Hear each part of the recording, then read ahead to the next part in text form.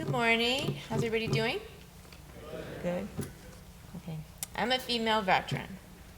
Served in the Army for 20 years, active duty, and 3.5 years in the Army Reserve. I retired from active duty in 2011. I'd like to talk a little bit about women in the military. Maybe you know some of these facts, maybe you don't. First was the American Revolution. Women served on battlefields as nurses, water bearers, cooks, and other duties. Then there was the War of 1812, the Mexican War. Oh, sorry. The Mexican War. I'm short, sorry. The Civil War. Now, in the Civil War, I don't know how many of you know this, but women on both sides dressed up as men so they could serve in the service, which is, one of them was, in 1866, was Dr. Mary Walker. She received the Medal of Honor. She's the only woman to receive the nation's highest military honor. She was a surgeon in the Civil War, and she was also an advocate for women's rights. So World War I and World War II, women served as nurses, clerks, bilingual telephone operators, supply and intelligence. And then in 1942, each of the separate services came up with, like in the reserve components, they came up with little separate entities so women could join. But I know in the Army, we didn't become fully indoctrinated until 1975. So it was a long time. So in World War II, a total of 350,000 women served in the U.S. military. We continued to break ground after World War II. Part of the reason we became a necessity after that, they really needed us in there to fill those gaps for the men. So in many words, we have fought changed over the 21st century.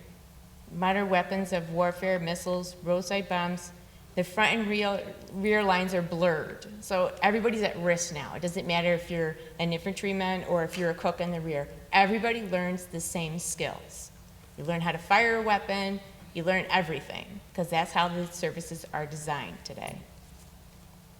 Okay, so over 40,000 women served in the Gulf War in 1991.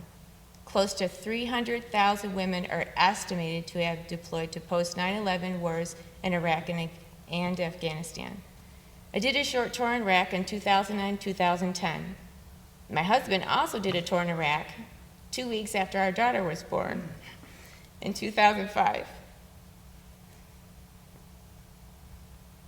Being married to another soldier really helped me in the mindset of wanting to go over to serve my country. My husband supported me as I supported him as he went over. Now, a lot of people say, well, why do you want to go to Iraq? What are you, crazy?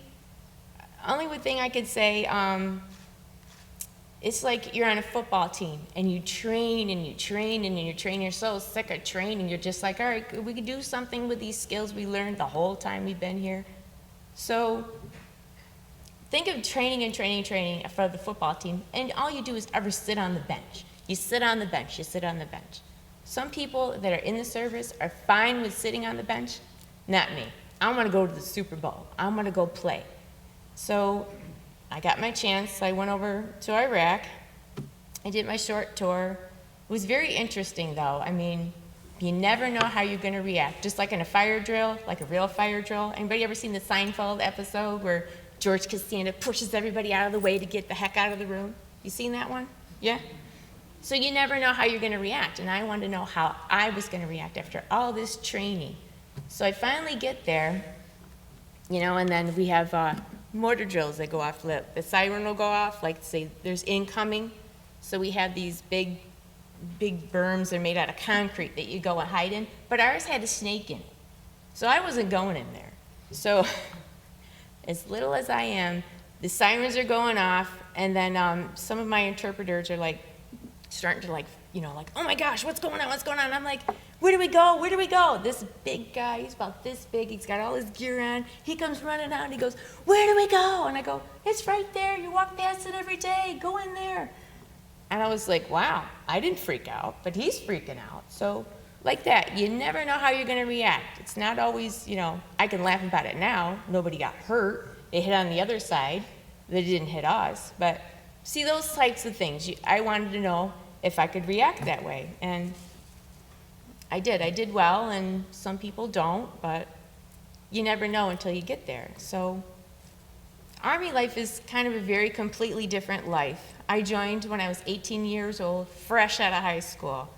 You know, I didn't really know much about the world, so I joined the Army, and then I got my first duty station in Germany.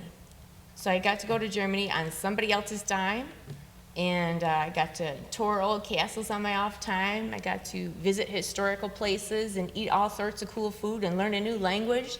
It was really neat.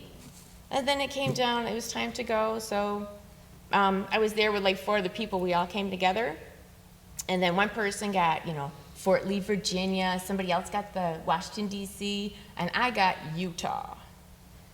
So it was like, wow, I don't know who I made mad up here, but, somebody goes, no, don't worry about it. You'll get there and it'll be great. So I went to Utah, and it was a 3-day weekend. Every weekend, we didn't have weapons qualification, we didn't have gear. It was great. I mean, I was like, this is one of those hidden secrets of the world. So, and then I got out for a bit, and then I went to college, used my GI Bill money.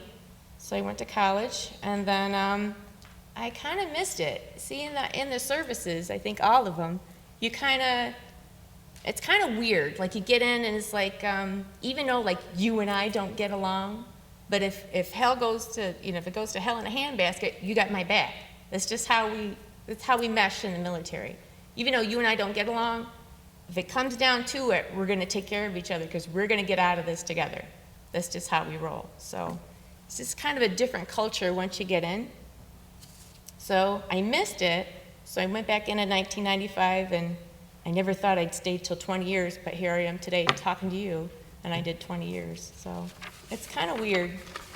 But I have to say, as a whole, I know in high school, you might know where you're going, you might not know where you're going.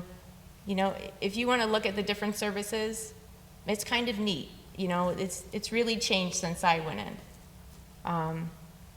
But I was nervous about going in, but it really helped me get over that once I got in. And then you get to move around, and you try new things and take a chance.